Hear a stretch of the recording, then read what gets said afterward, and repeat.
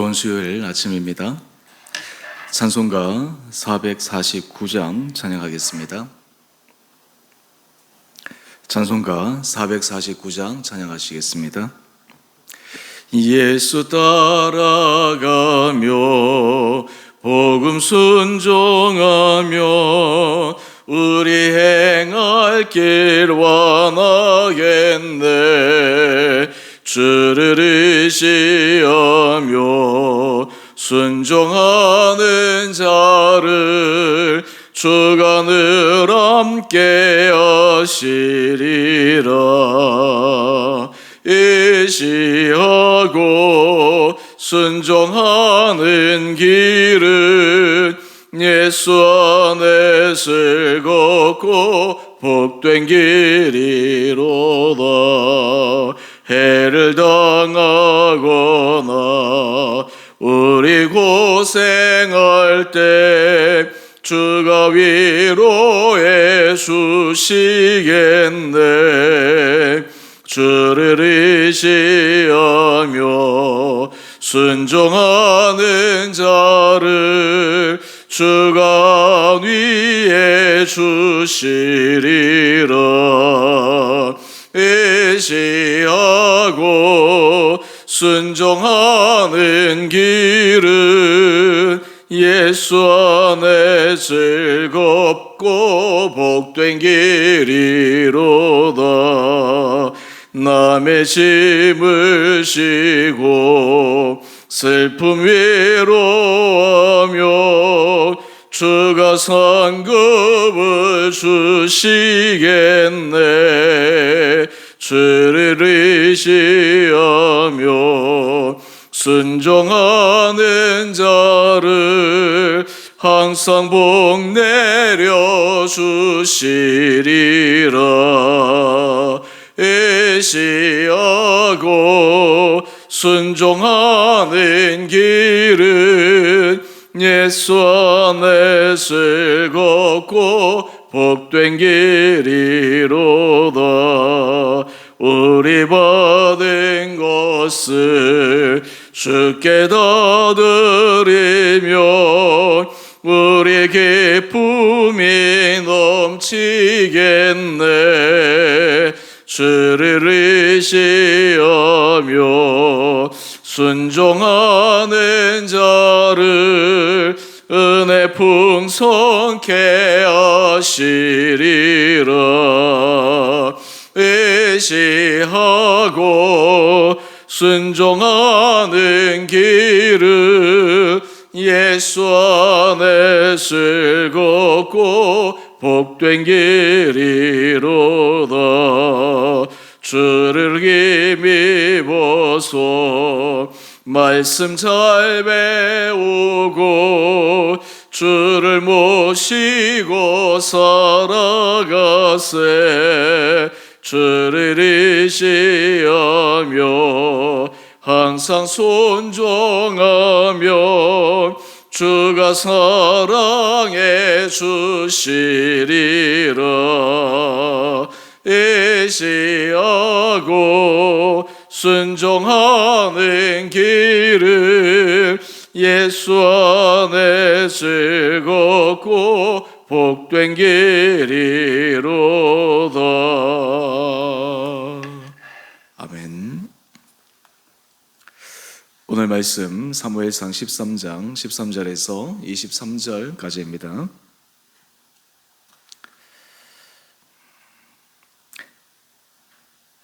사무엘이 사울에게 이르되 왕이 망령되이 행하였도다. 왕이 왕의 하나님 여호와께서 왕에게 내리신 명령을 지키지 아니하였도다. 그리하였더라면 여호와께서 이스라엘 위에 왕의 나라를 영원히 세우셨을 것이었거늘 지금은 왕의 나라가 길지 못할 것이라. 여호와께서 왕에게 명령하신 바를 왕이 지키지 아니하였으므로 여호와께서 그의 마음에 맞는 사람을 구하여 여호와께서 그를 그의 백성의 지도자로 삼으셨느니라 하고 사무엘이 일어나 길갈에서 떠나 베냐민 기브아로 올라가니라. 사울이 자기와 함께한 백성의 수를 세어보니 600명 가량이라. 사울과 그의 아들 요나단과 그들과 함께한 백성은 베냐민 게바에 있고 블레셋 사람들은 mik마스에 진쳤더니 노략군들이 세대로 블레셋 사람들의 진영에서 나와서 한 대는 오보라 길을 따라서 수알 땅에 이르렀고 한 대는 베토론 길로 향하였고 한 대는 광야 쪽으로 스보임 골짜기가 내려다 보이는 지역길로 향하였더라. 그때 이스라엘 온 땅에 철공이 없었으니 이는 블레셋 사람들이 말하기를 히브리 사람이 칼이나 창을 만들까 두렵다 하였음이라. 온 이스라엘 사람들이 각기 보습이나 삽이나 도끼나 괭이를 버리려면 블레셋 사람들에게로 내려갔었는데 곧 그들이 괭이나 삽이나 쇠사랑이나 도끼나 쇠 채찍이 묻을 때에 그리하였으므로 싸우는 날에 사울과 요나단과 함께한 백성의 손에는 칼이나 창이 없고 오직 사울과 그의 아들 요나단에게만 있었더라. 블레셋 사람들의 부대가 나와서 mik마스 오기에 이르렀더라. 아멘. 복된 수요일 아침입니다. 하나님께서 이 하루도 우리 살아가는 성도님 심령 가운데 힘주시고 은혜 도와해 주시고 우리의 모든 삶의 걸음걸음마다 주님의 인도하심을 분명히 경험하는 귀한 하루 되시기를 바랍니다. 어제 이어서 오늘 말씀은 왜 사울이 그의 왕위가 자신의 시대로 끝나게 되었는가 라고 하는 이유를 알려줍니다. 또한 우리가 이 말씀을 통해서 하나님은 왜 사울과 다윗을 이렇게 다르게 보셨을까?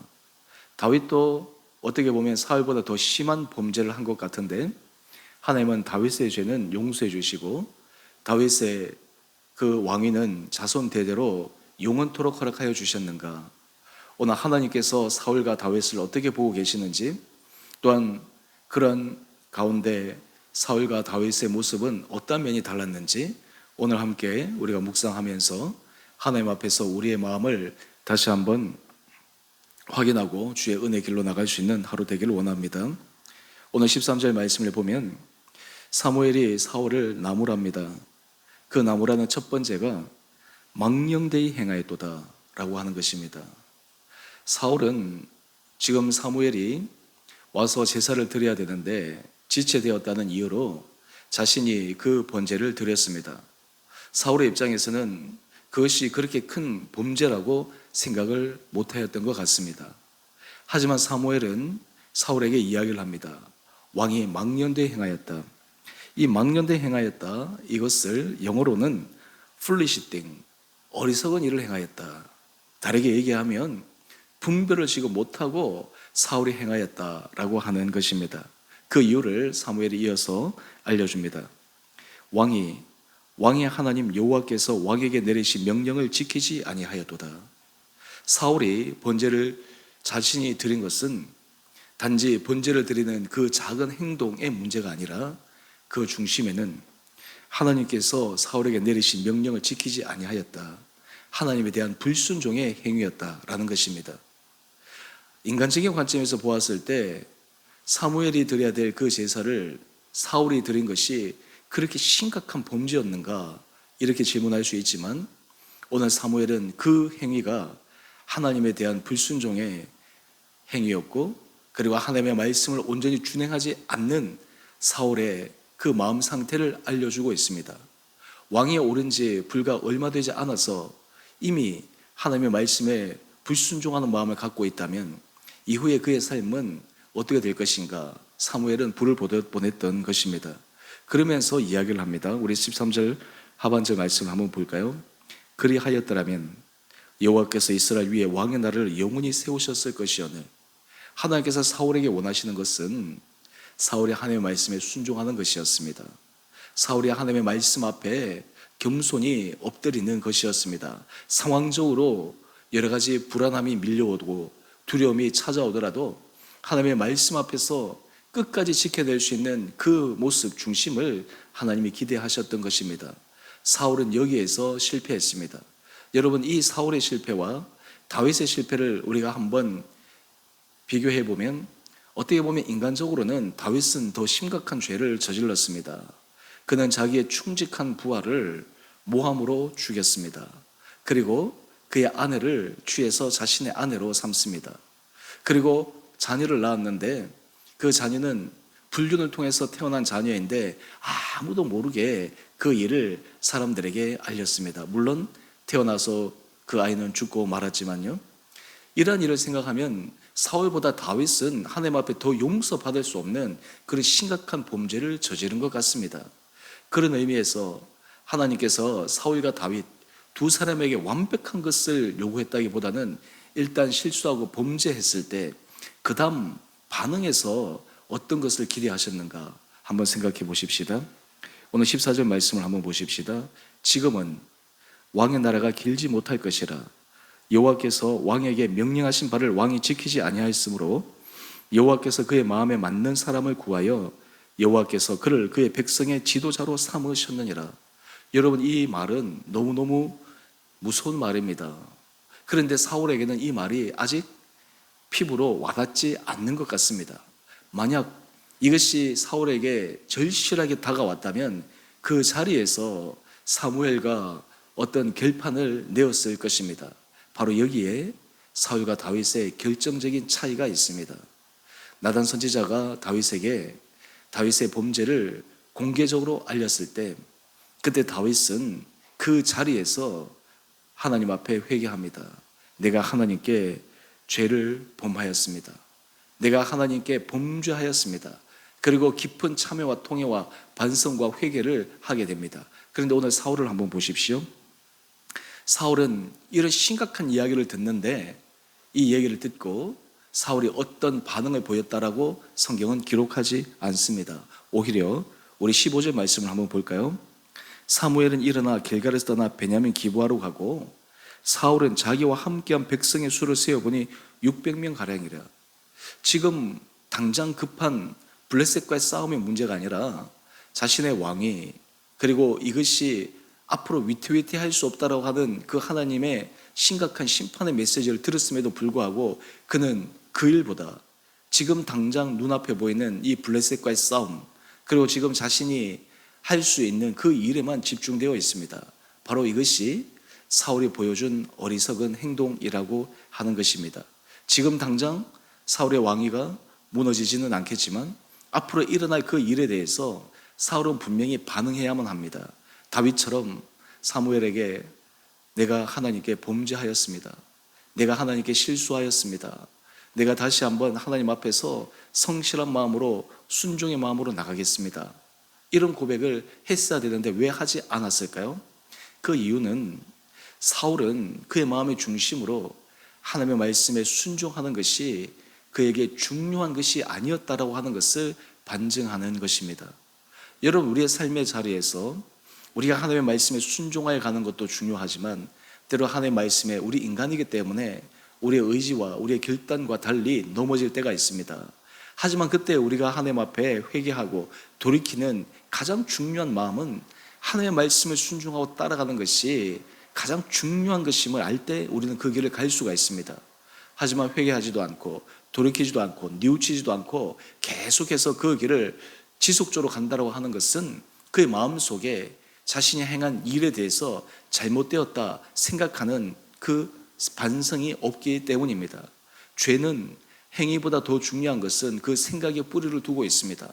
내가 잘못했구나, 내가 실수했구나, 내가 범죄했구나, 이것을 자각하고 인식하고 의식하는 데서부터 앞으로 그 죄에서 벗어날 수 있지, 단지 그 행위를 하지 않는 것, 이것보다 더 중요한 것이 바로 그 마음의 중심이다라는 것입니다.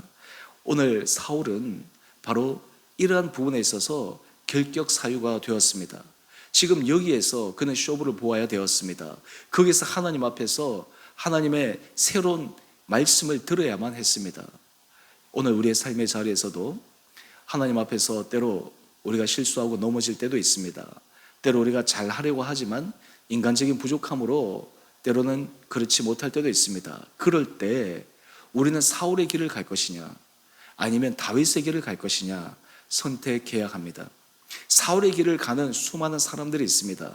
사울은 아마 속으로 이렇게 생각했을 것입니다. 내가 하나님 앞에 사무엘을 대신해서 번제를 드린 것, 그것이 뭐가 그렇게 큰 범죄인가? 내가 실수하긴 했지만 그것이 이렇게 내 왕위가 앞으로 지속되지 못할 만큼 심각한 문제인가? 라고 하는 그 심각성을 깨닫지 못하고 있는 이 사울의 길을, 그와 반해서 다윗은 정말 회개하고 하나님 앞에서 자신의 잘못을 고백하고 그리고 그것을 인정할 때 거기에 변화의 결단이 일어납니다. 사람의 변화는 자신의 부족, 자신의 잘못, 이것을 인정할 때부터 시작됩니다. 인정하지 않으면, 받아들이지 않으면 또 그와 같은 패턴이 반복적으로 일어날 뿐입니다.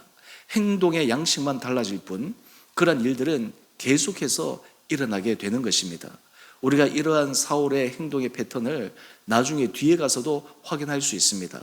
그는 하나님 앞에 범죄하여도 얼마나 그 범죄가 심각한지 깨닫지 못합니다. 자기 생각대로 갑니다. 여러분, 이것이 바로 어리석은 자의 길입니다. 왜 이 어리석은 길을 걸어갈까요? 그의 마음이 교만했기 때문입니다. 그의 마음이 높아졌기 때문입니다. 교만한 마음은 하나님의 말씀을 들을 수가 없습니다. 자신의 실수, 범죄, 잘못을 인정할 수가 없습니다. 하나님 앞에 은혜 받는 사람은, 겸손한 사람은 자신의 실수를 인정하는 것입니다.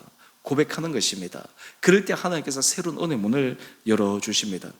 또 하나, 이 사울의 부족한 면을 우리가 살펴볼 때, 사울의 지금 블레셋 사람들은 그 백성들이 땅에 모래처럼 많고, 우리가 어제 살펴보았던 것처럼 병거가 3만이고 마병이 6,000명, 어떤 의미에서 지금 자신이 함께 싸우러 나갈 백성 600명으로는 도저히 승부를 볼 수가 없는 상황입니다. 그런데 이 사울은 그 남아있는 백성과 함께 싸우러 나갑니다. 얼마나 인간적으로 무모합니까? 인간적으로 생각해 보면 용기 있는 행동일 수 있습니다. 사람들에게 우리가 해볼 수 있습니다. 소수의 사람으로 한번 이겨볼 수 있습니다. 하지만 그는 영적인 차원에서 하나님 앞에서 승리의 길을 찾아가지 못했습니다. 전쟁 승패의 여부는 하나님께 따라 하는 것을 그는 온전히 인정하지 않았습니다. 특별히 이런 절박한 상황 가운데서 더욱더 하나님 앞에 부르짖어야 될 터인데 그는 그것을 추구하지 않았습니다. 오늘 뿐만 아니라 우리 이호가의 말씀들을 보게 되면 이스라엘 백성들은 당시 블레셋 사람들은 철기 문명이 발달해서 철기로 모든 군사 장비를 갖고 있는 반면에 이스라엘 백성들은 그렇지 못했습니다. 우리 19절 말씀을 한번 볼까요? 이스라엘 온 땅에 철공이 없었다라고 이야기를 합니다. 그래서 보습이나 삽이나 도끼나 괭이를 만들려면 블레셋 사람에게 내려가야만 했습니다. 그래서 전쟁에 나갈 때 전쟁 무기를 비교하는 모습이 22절인데요. 싸우는 날에 사울과 요나단과 함께한 백성의 손에는 칼이나 창이 없습니다. 오직 사울과 그의 아들 요나단에게만 있었더라. 여러분, 도대체 사울은 뭘 믿고 싸우러 나간 것일까요? 이 전쟁의 결과에 대해서 그는 무엇을 의지하고 나갔을까요? 이러한 사울의 모습이 바로 어리석은 자의 대표적인 모습입니다. 하나님께서 이스라엘 백성과 함께 하시면 무기를 초월해서 승리를 주실 텐데 사울은 그 하나님의 은혜와 능력을 의지하지 않고 나아갔습니다. 오늘 우리가 이 사울의 한 세 가지의 모습을 보면서 우리는 우리의 삶의 자리에서도 하나님 앞에 은혜 구할 수 있는 그 길로 끊임없이 나아가야 합니다. 다윗은 전쟁을 할 때 자신의 힘으로 승리하기를 원하지 않고 늘 하나님께 묻습니다. 하나님께 질문합니다. 하나님의 도움을 요청합니다. 이것이 바로 사울과 다윗의 결정적인 차이입니다. 오늘 이 말씀을 통해서 우리 사랑하는 성도님 한 분 한 분들에게 여러분의 삶의 자리에 하나님의 은혜 아래 서갈 수 있는 그 영적 원리를 다시 한번 우리 마음에 새길 수 있는 귀한 이 하루 되기를 원합니다. 주의 말씀에 순종하는 것, 내가 생각할 때 이거 별거 아니라고 생각하는 것, 작은 일이라고 생각하는 것, 그것이 아니라 그 일에서조차도 하나님 앞에 철저하게 온전하게 순종해 가는 모습, 또 우리가 그 길을 걸어가다가 때로 실패할 때 지체하지 않고 잘못을 인정하고 하나님 앞에 회개하는 모습, 또 하나 환경과 상황 가운데 내 힘으로 할 수 있습니다 라고 억지를 부리며 해나가는 것이 아니라 전적인 하나님의 도움을 의지하여 나가는 믿음의 길을 가는 것, 오늘 우리의 삶의 자리에 하나님께서 이런 은혜의 길로 걸어갈 수 있도록 지혜 도와해 주시고 힘 도와해 주시고 또 그 길을 걸어감으로 여러분의 삶의 자리에 믿음의 승리를 허락하여 주시는 귀하고 복된 삶 되시기를 주님의 이름으로 축원드립니다. 함께 기도하겠습니다.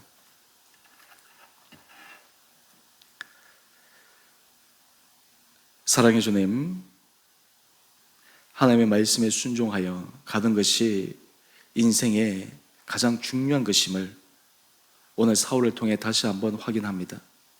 사울은 스스로 생각할 때 하나님 앞에 범죄하였음에도, 그리고 그 일로 심각한 결과를 초래해야 한다는 신탁의 예언의 말씀을 들음에도 자신이 깨닫지 못하는 어리석은 모습을 보여줍니다.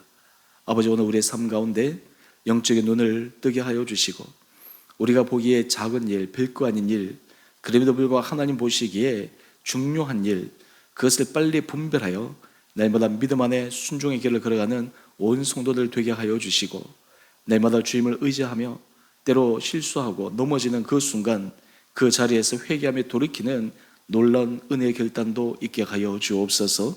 아버지, 우리 살아가는 성도들 하나님께서 각자의 자리를 눈동자처럼 지켜주시고, 우리의 삶의 걸음이 하나님 앞에서 믿음의 선한 길을 걸어가게 하여 주셔서 우리가 걸어가는 걸음들을 통해 하나님이 함께 하심으로 우리 안에 믿음의 승리의 길을 경험하게 하여 주시옵소서.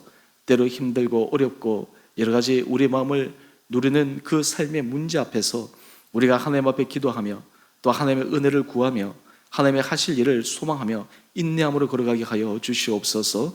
그리하여 모든 삶의 자리자리마다 하나님의 능력을 경험케 하여 주시고, 하루하루의 삶이 내 힘, 내 능력, 그리고 나의 경험으로 살아가는 것이 아니라 주님의 주시는 힘으로, 주님의 주신 능력으로 살아감을 고백하며 오늘 이 하루도 믿음으로 승리하는 원복된 성도들 되게 하여 주옵소서. 몸이 연약한 자들을 긍휼히 여겨주시고, 우리 온 성도들의 형편과 상황을 아시는 주님, 가장 적절하고 올바른 길로 우리 성도들의 삶을 인도하여 주옵소서. 아버지, 우리 주원의 교회를 은혜 가운데 붙들어 주시고, 이 교회가 믿음의 반석에 든든히 설 뿐만 아니라 하나님께서 우리 교회에 주신 귀한 사명들을 은혜 가운데 잘 감당케 하여 주시옵소서. 이 잠실 땅에 하나님께서 이 교회를 세워주셨으니 이곳에서 정말 주의 복음이 필요한 사람, 주의 은혜가 필요한 사람, 하나님 앞에서 귀한 공동체가 필요한 사람들을 저희 가운데 보내주시고, 또한 이 공동체를 통해 그 사람들을 세워가며 위로하며 이 공동체가 하나님의 영광, 하나님의 이름을 드러내는데 거룩하게 쓰임받는 복된 교회 되게 하여 주시옵소서. 그래야 우리 온 성도들이 너희는 먼저 그의 나라와 그의 의를 구하라 하신 주의 말씀 앞에 우리가 온 힘으로 그 말씀을 순종하여 하나님께서 우리 삶 가운데 이루어 주실 놀라운 일들을 함께 경험하는 거룩한 공동체 되게 하여 주시옵소서.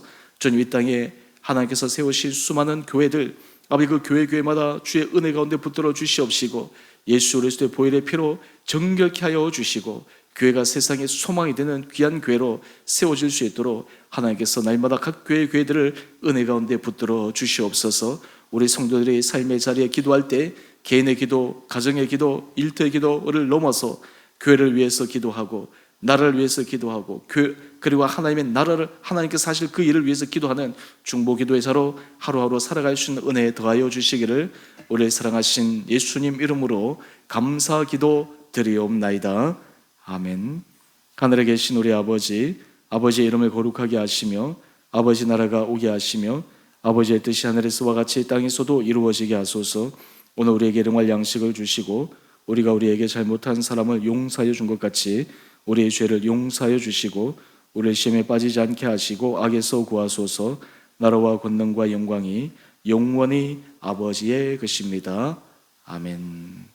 오늘도 믿음으로 승리하시는 복된 하루 되시기를 바랍니다.